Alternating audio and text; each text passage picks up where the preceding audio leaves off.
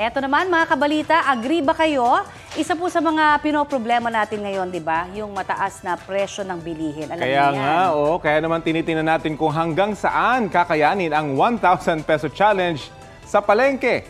At mula Marikina may balita live, si Bernadette Reyes. Bernadette! Rafi, Connie, ang tanong nga ng mga kapuso natin, magkano na ba? Pero ang tanong ko muna sa inyo, saan na ba aabot ang 1,000 pesos para sa inyo? Depende kung saan ka bibili. Oo. Diba? Ako naman at anong bibilin? Iba naman yung akin. Aabot na ako ng Baguio. Panggas ba ito? Pinaka-electric ko. Oo nga.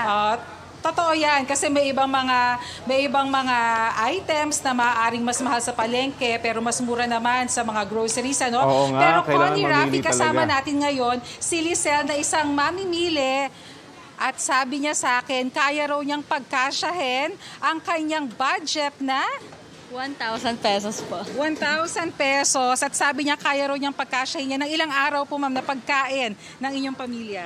5 to 7 days po. Pipilitin natin. Pipilitin 5 to 7 days. Ha?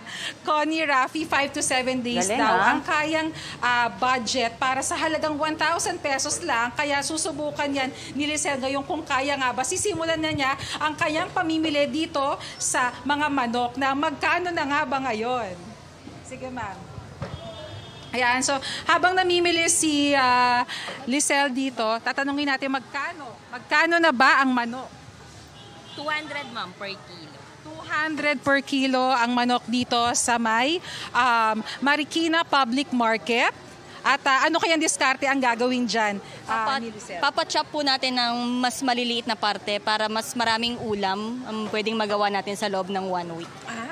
Okay, so yan nakakuha tayo, Connie, Rafi, ng tip ha. Ang isang buong manok kasi mas mura kumpara sa kung bibili kayo ng mga choice cuts, kagaya nitong drumstick at ng mga wing part. Kaya isang buong manok ang binili dito ni Lizelle. Pero bukod kaya dyan, ano pa kaya ang mga iba niyang bibilhin para ngayong araw na to ay mapagkasya niya ang kanyang budget na 1,000 pesos. Ano pa po ang mga next yung bibilhin, ma'am? Next po natin is isda po. Isda naman. Okay, anong isda po ang bibilhin ninyo, ma'am? Tilapia po ma'am, paborito kasi namin to eh. Bakit po tilapia? Sa price-wise po ba?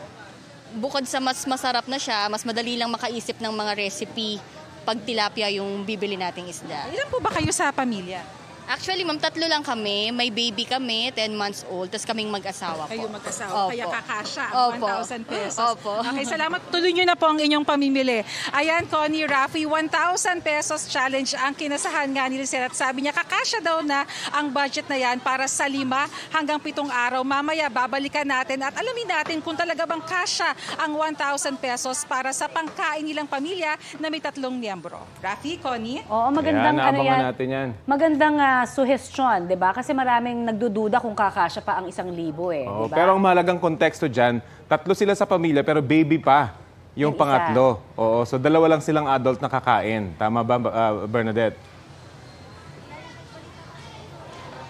Oo, tama ka dyan, Rafi. Kaya naman siguro, dahil maliit yung kanilang pamilya, baka mapagkasya niya talaga. At ang nakita ko, napansin ko dun sa mga choices ni Lizelle, ay talagang pinili niya yung mga protina na mas mababa yung presyo ngayon. Kasi kung baka ang bibili niya, na pumapalo ngayon sa halagang 500 pesos kada kilo, base sa monitoring ng DA, wala na 500 pesos na agad ang kilo ng baka ngayon. And dito naman sa manok, ang choice na ay yung tilapia na mas mura kumpara dun sa ibang klase ng mga isda dahil ang mga alumahan, umaabot yan ng 280 hanggang 300 pesos. So babalikan natin yan mamaya at alamin natin kung kasya ba ang kanyang 1,000 pesos. Connie, Okay. Thank you. Maraming salamat, Bernadette Reyes, at aabangan namin.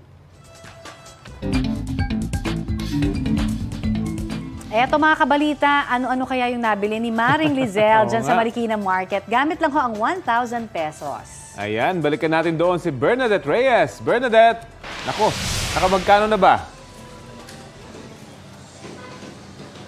Rafi, Connie, nandito pa rin tayo sa Marikina Public Market kung saan kumasa nga si Lizelle sa 1K Challenge at ito ang kanyang mga napamili. Kung makikita nyo, may samot-saring protina dyan. Merong manok, merong isda, meron na rin mga ricados. At ito na ang grand reveal. Magkano po ba ang inabot ng inyong mga napamili? Umabot po ng 1,000 pesos, ma'am. Wow, 1,000 pesos, walang labis, walang kulang. Napagkasya niya yan sa kanya mga pinamili dito sa Marikina Public Market. At ito nga, meron pa siya ditong menu. Yan. So, ma'am, ilang araw po tatagal po ang mga napamili niyo po sa halagang 1,000 pesos? Naipilit po natin siya hanggang 6 days. Hanggang 6 days. Opo. Ang sabi niyo naman kanina ay 5 to 7 days. Opo, hindi na talaga kaya ng isang linggo. Hindi na po talaga. Oo, baka magutom na si baby. Ma'am, ano pong tip ang mabibigay niyo po sa mga consumer, lalo na po ngayon mataas po ang presyo ng mga pangunahing bili? Mabibigay ko pong tip, pag bibili po kayo ng manok, itry niyo pong bumili ng buo para po mas makatipid po, mas maraming cut, mas marami po kayo maluluto kesa po sa mga choice cut ng manok po. Ito nga nakita ko nga, talagang pinachop niya yung manok. At napansin ko dito sa kanya mga pinamili, Rafi, Connie, kompleto na yan, meron na ring bigas. Dahil hanggang ngayon ay umiiral pa rin yung price cap na 41 pesos para sa regular milled rice at 45 pesos naman sa well-milled rice. Itong binili ni Lisel ay well-milled rice. Na ilang kilo na po ito? Dalawa po ito sa 45 pesos po. 2 kilo na, ayan. So kaya naman pala, hindi na nga lang naipilit ng 7 araw, pero kaya naman ang 1,000 pesos na budget para sa 6 na araw. Ma'am, ano na lang pong tip ang mabibigay nyo sa mga mamimili? Ngayon po nga, may ibang mga presyo po talaga ng mga bilihin ang nagtataasan. Kagaya po ng gulay, mas mataas po ngayon ang presyo ng gulay. Piliin po natin yung mga lutuin na konti lang po yung sahog, pero sigurado naman tayong mabubusog yung pamilya natin. At syempre, lutuin ng may pagmamahal para lalong sumarap ang pagsasaluhan sa pananghalian. Rafi, Connie? Ayun, ang galing, ano? Galing, sobrang galing. At Pakisabi kay Lizel, yung ikapitong araw, libre mo na siya. Pwede. Ikaw na daw ang may budget. Ayan, thank you sa inyo at saka sa mga tips nyo. At least, malalaman na natin. Talaga, mamimili tayo Malalaman na natin na talagang it can be done. Basta, di ba, meron tayong wais na nanay at maparaang tatay. Di ba? Maraming salamat sa iyo, Bernadette Reyes. Balita ko, may tututukan kayo tuwing 11 a.m. sa GTV. Alamin ang mahalagang balita at impormasyong dapat ninyong malaman sa Balita Ko tuwing Lunes hanggang Biyernes. Mag-subscribe din po sa GMA Integrated News sa YouTube. Sa mga kapuso naman abroad, maaari po kaming masubaybayan sa GMA Pinoy TV at www.gmanews.tv.